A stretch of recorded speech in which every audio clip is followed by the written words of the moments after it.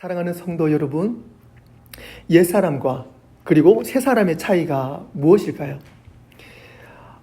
한국 텔레비전 프로그램 중에 나는 자연인이다 라는 프로그램 있잖아요. 저도 즐겨 보는 프로그램 중에 하나인데, 그곳에 보면은요, 거기에 나오시는 분들이 하나같이 하는 이야기가 있습니다. 그게 뭐냐면 지금이 가장 행복합니다 라는 말들을 하세요.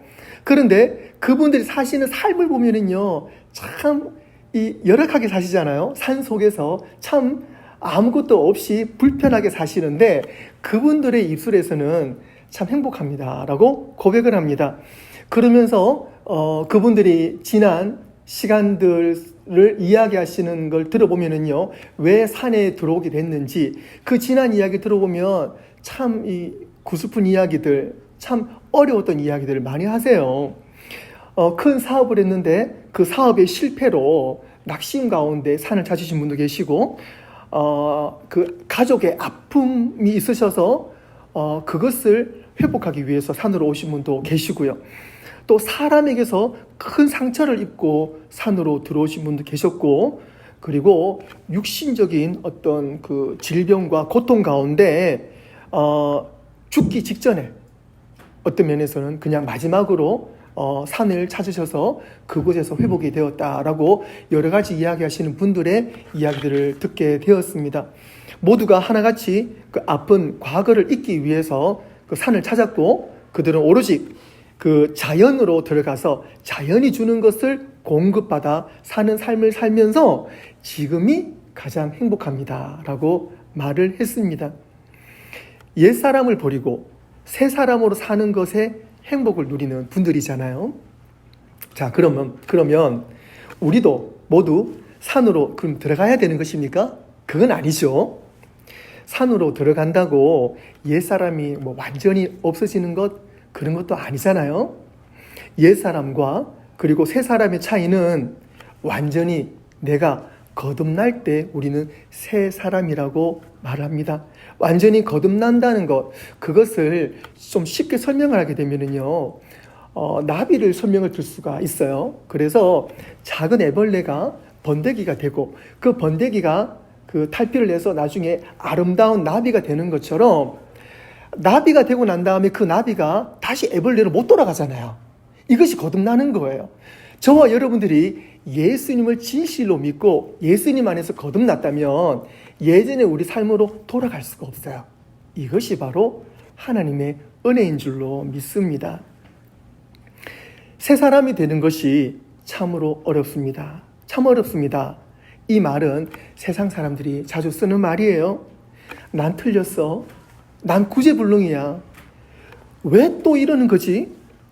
그러면 안 됐었는데 내가 미쳤나 봐. 이런 표현들. 피트니스 센터, 우리 여러분 운동하시잖아요. 피트니스 센터가 그 1년 동안 그 벌어들이는 그 수입의 그 반을 언제 버는지 아세요?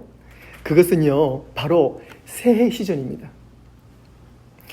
분기로는 1, 4분기 퍼스트 쿼터에 사람들이 새 마음 새 뜻으로 다들 1월달, 2월달에 운동하겠다고 등록하잖아요. 그 피트니스 센터의 1년 수입의 반이 그 1, 4분기에 다들 그 봄 시즌에 수입을 얻는다 그래요. 그것이 바로 우리 인간의 모습입니다. 우리 인간은요, 잠재 속에서 늘 새롭게 되고 싶은 욕망과 바람이 있습니다. 그래서 우리가 사자성어 중에 이런 말 있잖아요. 작심삼일. 그래서 늘 작심을 하는데 그게 3일을 못 간다. 또 누가 이런 말 하잖아요. 3일 지나고 또 계속 해라. 그럼 된다. 그 정도로 우리 늘 새로운 마음을 가지기를 원해요. 사람들은 운동을 통해서 건강해지기를 원하고요. 그리고 공부를 열심히 해서 지식의 수준이 높아지는 것뿐만 아니고요. 그 외형적인 변화, 삶의 변화가 계속 주어지기 원하는데, 지금 특별히 이 마지막 세대 가운데, 요즘 세대 가운데에 그 변화가 더 많이 이루어지는 것 같아요. 옛날 일을 생각해 보면 우리 부모님 세대 그러시더라고요. 한 70년대, 그때 우리 부모님 세대들은요, 이야기 들어보니까 그때 유행은 나팔바지, 그때 보니까 미국 영화도 그러고 보면 나팔바지가 유행했던 것 같아요. 그래서 우리 부모님들도 특히 이제 여성분들이 나팔바지 유행하셨고, 저희 아버지 사진도 봤는데 옛날에 통금 시간에 남자들은 장발하면 걸렸다 그래요. 그런데 저희 아버지도 보니까 장발했을 때가 있더라고요. 그래서 장발이 유행하고, 그리고 저희 세대는요, 지금 한 20대 말하는 거거든요. 제가 20대 때는 어떤 게 유행했었냐면, 그 당시에는 그 외제 물 건너오는 청바지. 그래서 캘빈 클라인, 게스, 그리고 그 프랑스 제품 중에서는 마르테 프랑사 저거 이런 것들이 있었어요.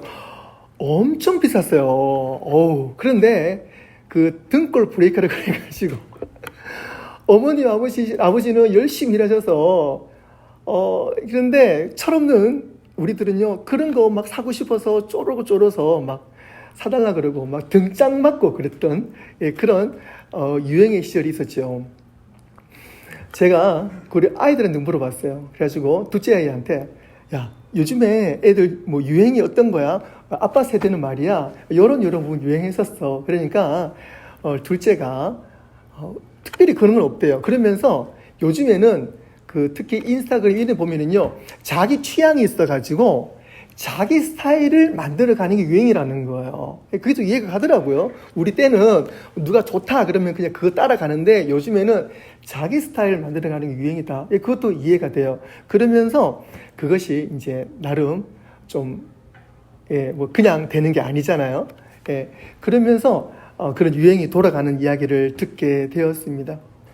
그거 유행뿐만 아니고요, 교회적인 변화도 많이 있어요. 교회도 예전에는 뭐 정통적인 어떤 예배 분위기에서 요즘에는 컨템포러리, 현대적인 분위기로 변하는 것도 있고요. 여러 가지 교회적인 변화도 있는데, 궁극적으로 문제는 우리가 외형적으로 변하는 그 변화에 우리의 마음도 함께 쏠린다는 거예요. 하지만 오늘 말씀 우리에게 증가하는 것은요, 우리는 결코 변하지 말아야 될 것이 있다라고 우리에게 말하고 있는 거야. 그런데 그 변하지 말아야 될 것을 우리가 취하고 있을 때 우리는 그것이 진정한 새 사람이 된다. 즉, 우리가 계속 변화되는 삶으로 살아갈 때는 우리는 옛 사람으로 가는, 하지만 우리의 그 변화, 우리 분명히 변화되어야 되는데, 그 변화되는 것이 변하지 않는 것으로 우리는 변화가 되어야 될 줄로 믿습니다.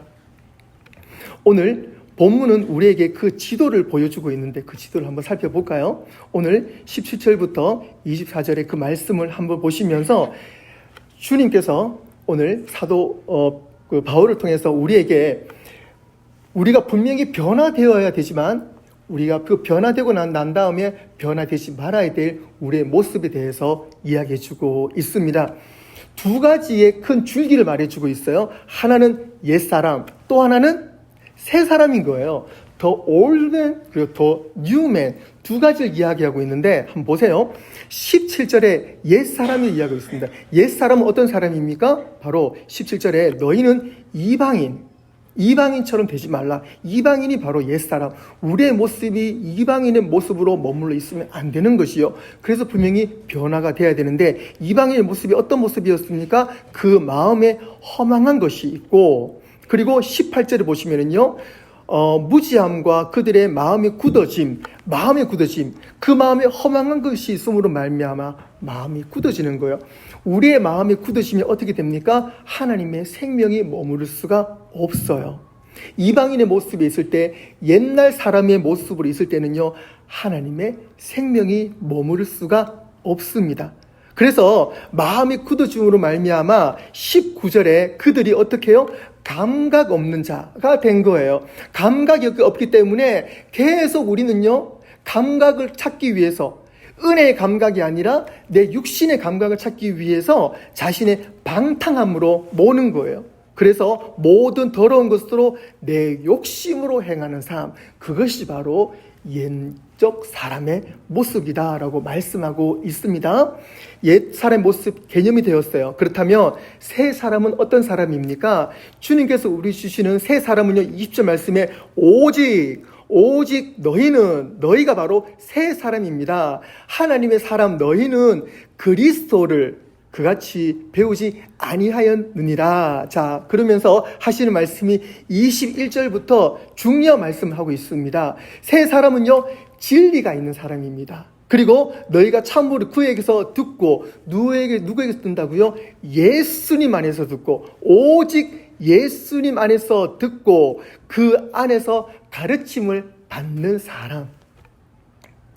23절에 오직 너희는 너희의 심령에 새롭게 되어, 24절 하나님을 따라 의와 진리의 거룩함으로 지으심 받은 새 사람을 입으라 라고 말씀해 주셨습니다. 그래서 우리는요, 새 사람의 개념을 오늘 21절 이후에서 말씀하시는 것을 들었습니다. 자, 한번 정리해 보겠습니다.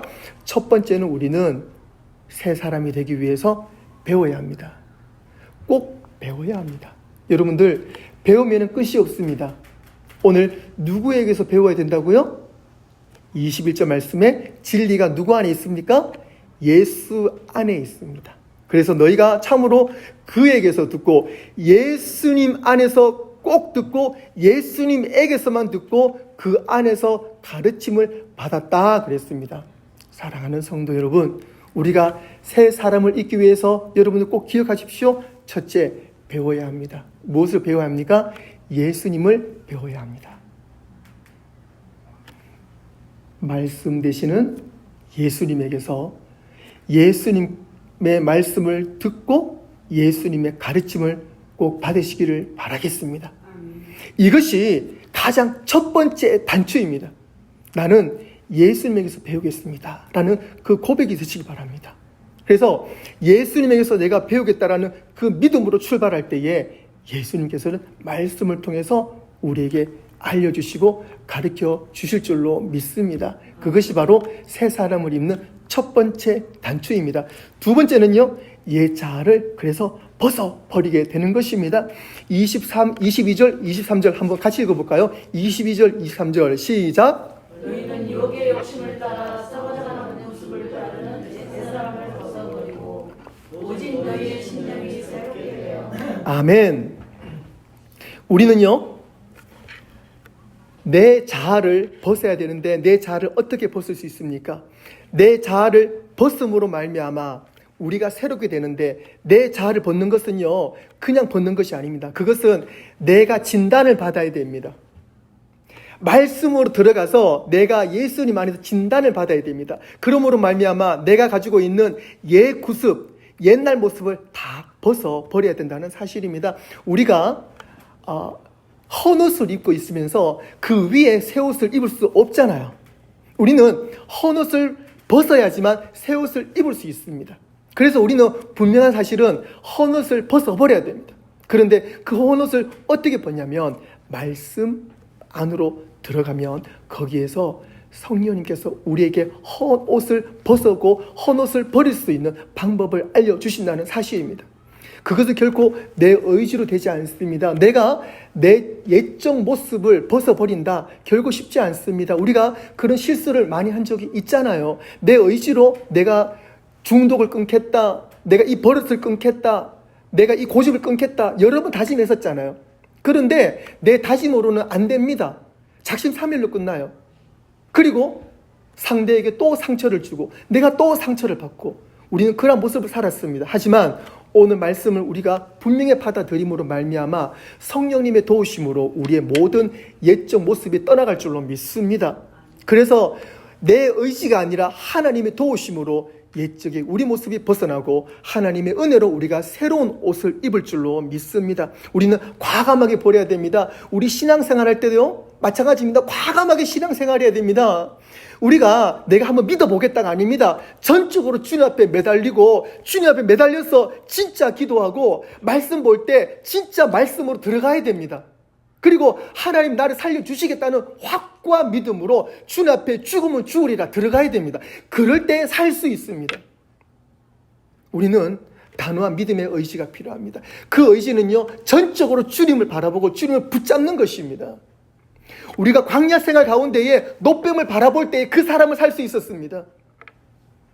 내가 저 노뱀 본다고 내가 살 수 있겠어? 저 노뱀이 뭔데 그래? 하지만 하나님은 그랬습니다. 너희는 광야에서 노뱀을 바라보라. 그를 살지어다. 우리는요, 오늘 말씀 가운데에 예수 그리스도 바라보는 그 믿음의 확고함이 있어야 됩니다.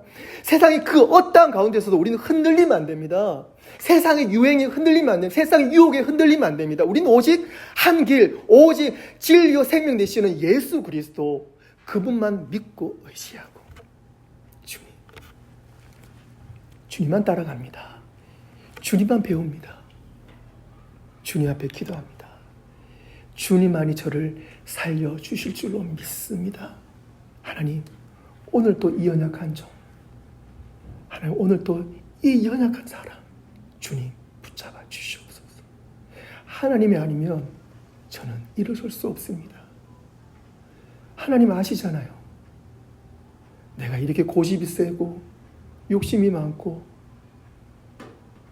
지금까지 내가 그렇게 내 스스로 이겨왔던, 내 자만심으로 이겨왔던 우리의 모습들, 그리고 넘어지고 또 주님 붙잡았던 나의 이 연약한 모습, 누구보다 연약한 사람이 저입니다 라고 주님 앞에 말씀 붙잡고 주님 앞에 기도하고 내려놓을 때 주님께서는 옛적의 우리의 모습을 다 떠나가게 하시고 십자가에 못 박아 주님께서 다 죽으시고 주님께서 우리에게 예수 그리스도 보혈의 피로 새 생명과 새 삶을 허락해 주실 줄로 믿습니다.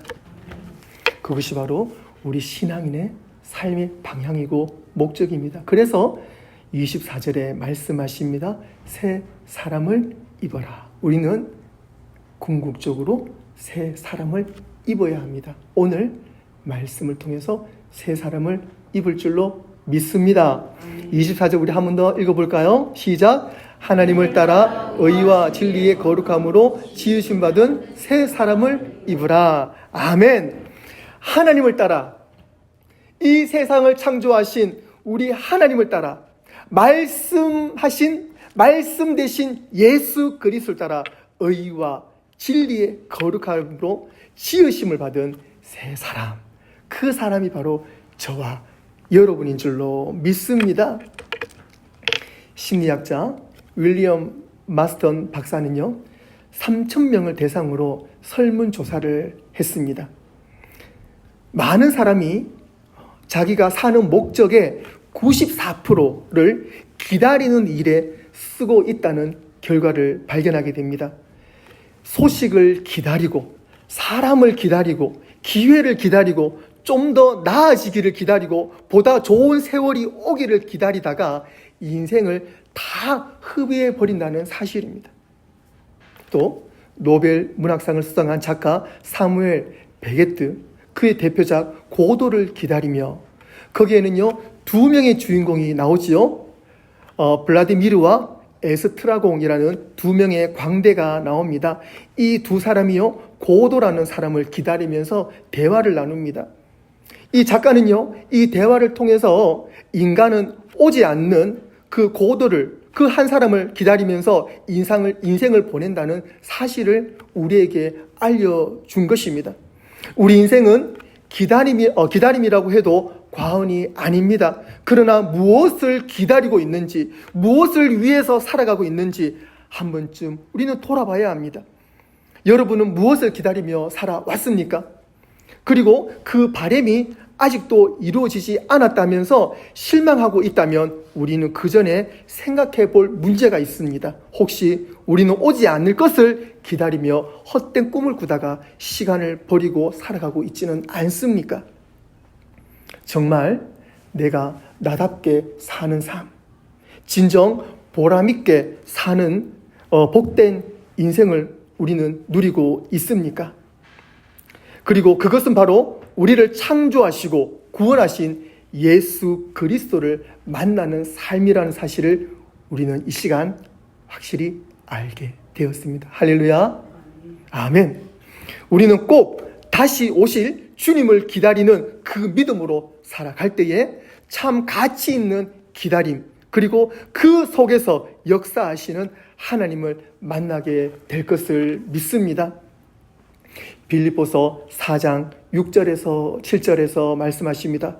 아무것도 염려하지 말고 다만 모든 일에 기도와 간구로 너희 구할 것을 감사함으로 하나님께 아뢰라. 그리하면 모든 지각에 뛰어난 하나님의 평강이 그리스도 예수 안에서 너희 마음과 생각을 지키시리라. 아멘. 우리 함께 찬양하실 텐데요. 예수로 나의 구주 삼고 우리 함께 찬송하시고 우리 함께 기도하는 시간을 가지도록 하겠습니다. 예수로 나의 구주 삼고 함께 찬양하시겠습니다.